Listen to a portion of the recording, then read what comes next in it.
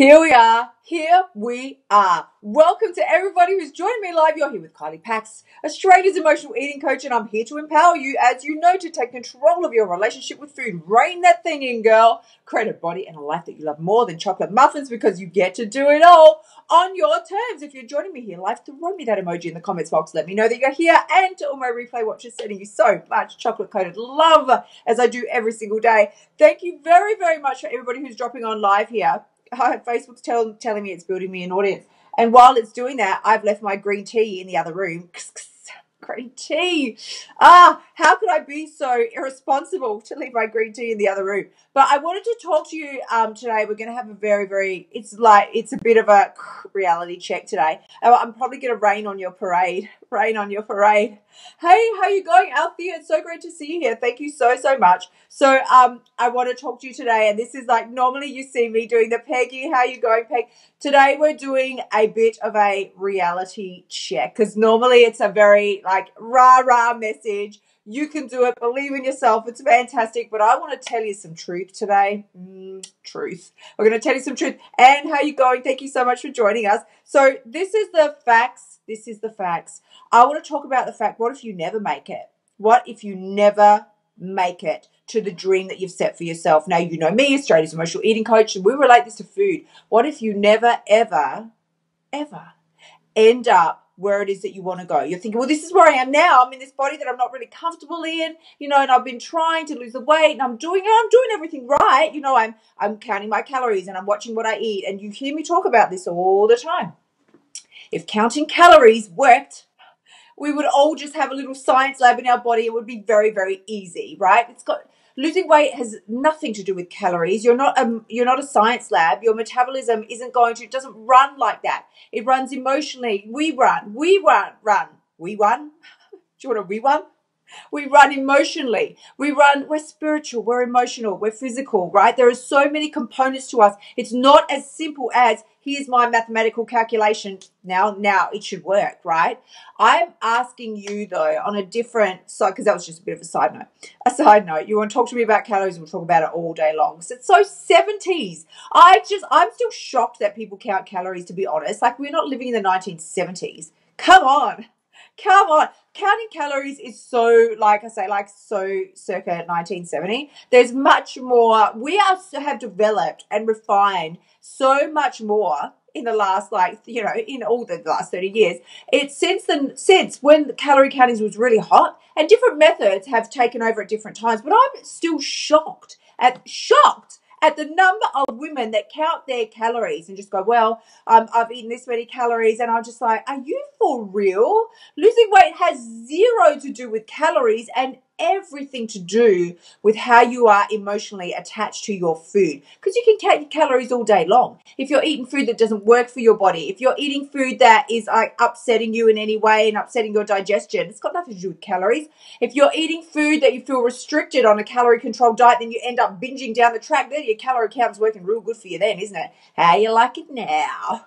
So thank you so much. Kyle's back in the house. How are you going? Hormones. Kyle's going, hormones, please. Exactly. There is not, like, counting calories is not going to get you where you want to go. So this is and that was a complete side note. Complete side note. Yeah, thank you. So you're all talking to each other here. I'm just going to let you all chat. But this is what I wanted to talk to you about today. And I just, it is a little bit more of a reality check. What if you never get to where you want to go? And the approach that I'm thinking more about is, rather than calorie counting, is, right, what if we never, ever fully commit? Never fully commit to pushing forward with our dreams, achieving the goals and the dreams and the desires that we set for ourselves. Because it's great to do your New Year's resolutions. How fabulous. Get out your little notepad, put it on your phone. Here's my New Year's resolutions. Woo! I've achieved something because I wrote it down, set an intention, wrote it down. Can't you see it's on my phone? It's great. I can't show you. I'm talking into my phone. Can't you see? It's on my phone. I wrote it down. I hand wrote it because that's going to get it into my subconscious. Woo, look at the effort I made. Really? Have you followed through? Have you taken the steps required to move you in that direction? Maybe you took one, maybe you took two, or maybe you did it for a couple of weeks. What are you doing now? How about now? How's it unfolding now? Every time you come up against a difficult situation and you want to eat, what are you doing? What choice are you making? What decision are you doing? Are you coming up with? Are you taking action on? If it is constantly running away from the intentions that you set, New Year's or not, then how is that ever going to get you where you want to go? So this is my message today, and it's really a bit more heartfelt, because there are two types of pain in life. There's the pain of, and now I can't remember what they are, so bam. All right, I'm going to make it up. There's the pain of, it's so funny. I know this, man, this is one of my mantras that I live by, and it's like gone woof out of my head. No, there are two types of pain in life. There is the pain of moving forward, and then there's the pain of regret, right? There's the pain of moving forward into the unknown, and then there's the pain of regret.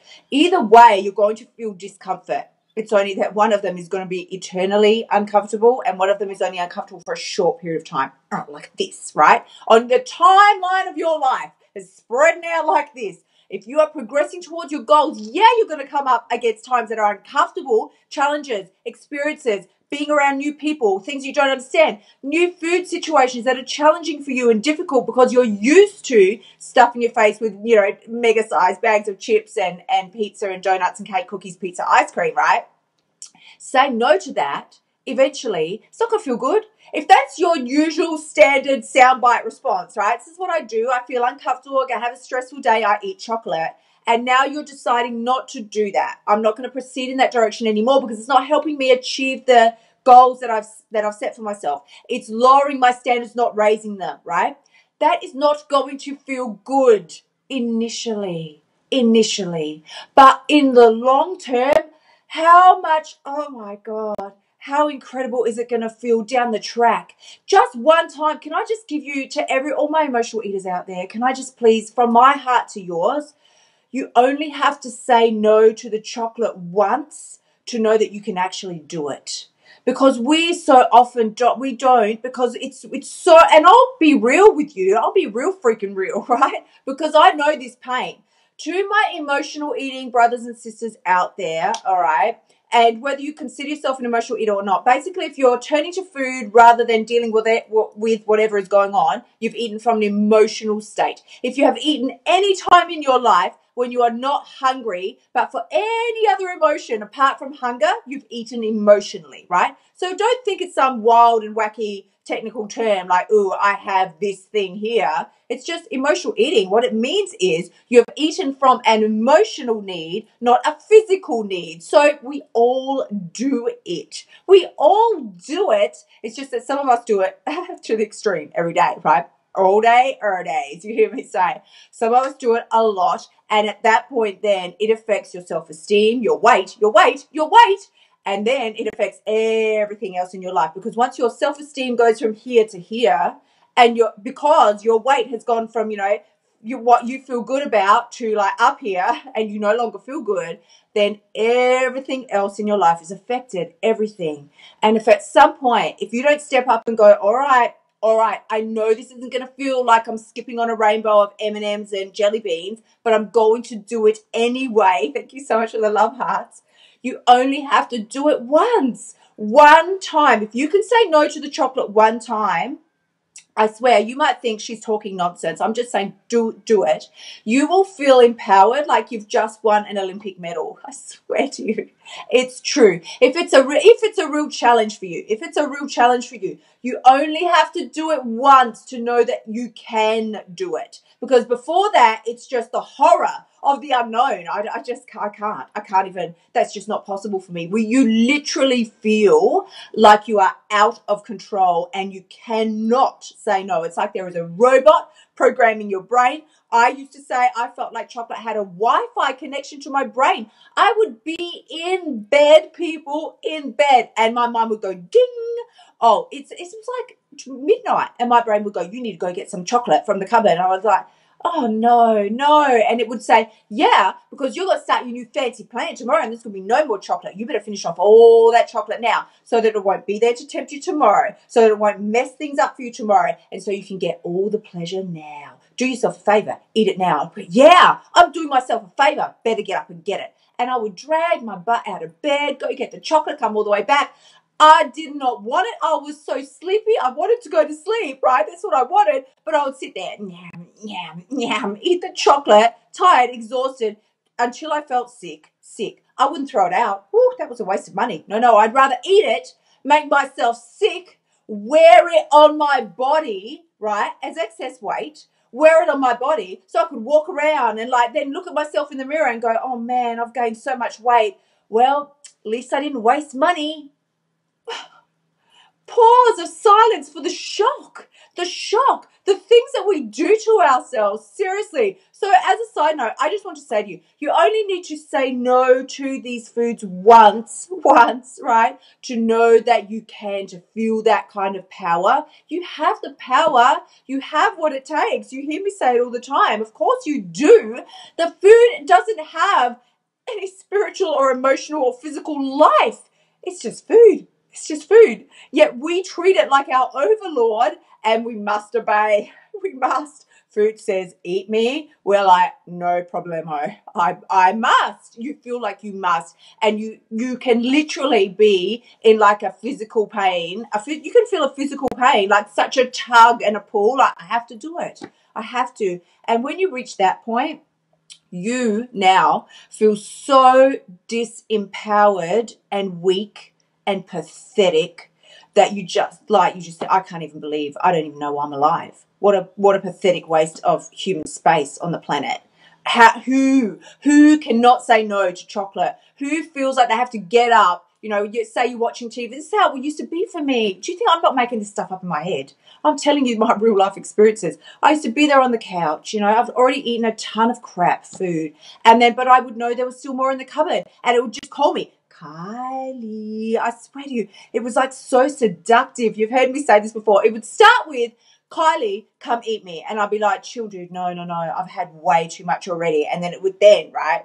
Then it turns on like the whole seduction process. But Kylie, oh girl, you know you want me. And I'd be like, oh, I do want you. And it starts calling you more. And you're there, please leave me alone. Our love, it can't be. You have to leave me alone. We're not meant to be together. And it's like, no, we are.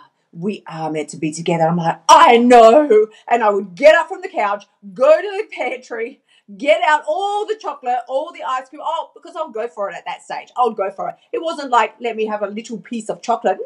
No. I was like, gone into Boogie Wonderland. I'm like, well, if I'm going to have that chocolate, I might as well have everything that there is. So back into the kitchen, ice cream, get it out. Chocolate, yep, get it out. And I'd stand in the pantry. What else we got going on in here? Woo, chips, yep. I'll scramble those down from the top shelf where I hid them so that maybe, hopefully, I would forget they were there. But no, you don't forget. You don't forget. Or your mind reminds you at exactly the right moment of weakness. Remember those chips that you hid right up there in the top of the cupboard? Oh, yeah. I used to drag the chairs out right from the dining table, drag the chairs out, scroll them into the pantry, I'd be climbing up there looking for stuff, anything that I could stuff in my mouth. Because at that point, right, if you're feeling me, give me some laugh emojis. Because at that point, right, it's gone way beyond I'm a little bit hungry or I'm even out of control. You've now moved into punishment stage, the stage of punishment, right? Because it's like you now hate yourself literally so much, right? You do. You hate yourself and your actions so much that you are now not even eating or you're certainly not eating for pleasure because you feel sick, right? So you're not eating for pleasure. You're not eating for, thank you for the laugh emojis. You're not eating for pleasure. You're not even eating to get rid of the food so that it's not there tomorrow when you start your fantastic, fancy new plan. No, you're now eating out of a place of complete self-hatred because it's like, I disgust myself. So I might as well punish myself and really hurt myself with enormous, obscene amounts of food. And that's what I would do next. So then I would drag out anything that was just just random. Right, random stuff. You've heard me say before, I used to get cacao powder, dry cacao powder, You know, hello, can we all just, let me tell you what that's like. If you've never had the experience, it's disgusting on its own. It's powder, it's dry, and it's bitter. It's chocolate with no sugar, but it's just a powder. There's nothing to it, right? I would stuff that in my face. I would get dry cereal out of a box and I don't keep like really sweet things in the house normally. So these things were not even tasty, but I was shoving them in. Oh, wait, it gets better. I used to get butter out the fridge, a tub of butter, and get a knife. I didn't actually progress to a spoon. Get there with a knife and just like slather it off and just eat the butter straight out the container, right? See how now I can see you all now. There's complete silence. There's no comments. There's no likes. There's no loves. Everybody's like, oh my God, who is she? Who is she? But I'm telling you the truth. This is the depth of emotional eating. This is hitting rock bottom. And sometimes the word I want to give you today is sometimes you need to hit rock bottom to get that wake up call. You need to hit rock bottom before you can go. I'm getting shocked emojis now. People are like, and I'm like, well, let me put it to you this way. I am a firm believer that, because it helps me keep my sanity together, I'm a firm believer that every experience you go through life has a purpose and a reason. It wasn't just for me so that I could torture and hate myself, right? It's so that I can now help and encourage others who are going through this, because we do not talk about this stuff. When you go meet your girlfriends or you go meet the guys for a drink at the pub, you sitting down there and going, oh, by the way, I ate dry cacao powder out the tub last night, ate till I was sick. No, nobody says a word. It's like zipped lips. Whoosh. You don't say a thing. You don't, because you're ashamed, right? You're ashamed. Well, here am I, airing my dirty chocolate wrappers to tell you all, you're not alone. You're not. And I really want to encourage you, if this has resonated with you in any way today, I'm not going to ask you to comment. You don't have to do anything. You don't have to give me some likes, some loves. You don't have to comment. You don't have to do anything. But if you want to talk to me about it, please send me a private message. I am completely open to helping you with this. It is my thing. It is what I do. I have transformed the lives of over 700 women now around the globe, okay? We're starting a global movement because what I talked to you about today that everybody's been so shocked about, we all go through this, different levels, different stages. Some are more extreme, right? That wasn't my everyday life. That was me hitting rock bottom. There were different stages. Sometimes I would just overeat. Sometimes I would eat to that level. It depended on what was going on in my life. And as we talked about calorie counting to start with, it also depended on what sort of program I was trying to put myself on at the time. If I was trying to put myself onto a new diet, I would binge like the night before, like nobody's business. Because in my head, I was like, I'm going to start my fancy plan tomorrow and I'm never going to eat chocolate again, which of course is complete lunacy. Who wants to live in a world without chocolate? Not me. So I share this with you, and again, this happens to me all the time. I had a clue, an idea of what I wanted to talk to you about. Certainly wasn't anything like this, but I always go with what comes up instinctually, because I believe if you're watching this live stream today, it is not an accident. If you're here with me now, if you're watching the replay, you're here for a reason. There's something you're supposed to get out of this. So if you want to talk to me, if you want to private message me, go ahead. If we're not yet connected as friends, send me a friend request, please, and then send me a message so that I know definitely to accept you, because this is my thing. Like I said, this is my thing, and this is what I do. This is not, the role that I play here is to be the facilitator for healing and change around the world, around the tortured relationship with food that we have. And it is more common in women. But, ultimately, to bring it back to where I sort of started today, is I wanted to say to you, there is still a certain level of commitment that's required, right? Because if you never reach the place that you want to reach, I'm in a place now where, you can see, okay, I was 20 kilos heavier. I'm not anymore. Could I have lost the weight if I was still indulging all that behavior? No, of course not. I had to implement a different way of thinking, a different thought process, right? Which sort of reminds me about if that is something that resonates with you, you're like, yeah, because it's not like I want that food. It's your thoughts that are screwing with your head, right? It's your thoughts that are messing things up for you. That is why I have created and developed the free Sexy Motivation 21 Day Challenge. You can click the link just above. That's kyliepax.com/sexy motivation. Hold on. kyliepax.com/21 day. 21 day. That's the free challenge. That's 21 days of free videos to help you through this exact situation. Just click the link up above or go directly to kyliepax.com/21 day. That's going to get you on at least get you on the path to starting your transformation, right? From there, if you want to contact me, contact me. If you want to work together, we can absolutely work together. But no matter what you decide, jump on this one.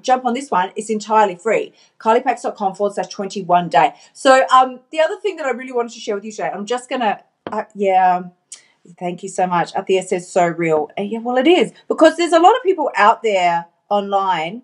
Yep, Lana says, yeah, the guilt and the shame kicks in. It does, right? And Stephen says, hey, Stephen, thank you so much. It's awesome to see you here. Jillian, Nuria, Jenna, thank you so much. Yes.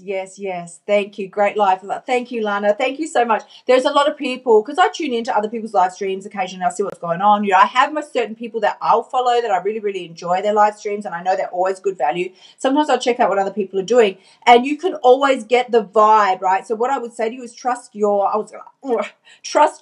instincts, trust your heart. You can tell if somebody's real or not, or if they're putting on the facade. I was talking about, with one of my really close entrepreneur friends last night, midnight, talking about wearing the mask. And I said, man, I've met some people lately, and it really threw me, because I was expecting authenticity, because that's the sort of person I am. Like, you see me, I'm like, hey, this is how it is. I'll just tell you how it is, right? I don't care. I don't care, because I would rather be real than wear the mask. And my friend was saying to me, and he was like, no, these people wear the mask. And I'm like, I don't know how to, I really don't know how to deal with it. And it made me very uncomfortable.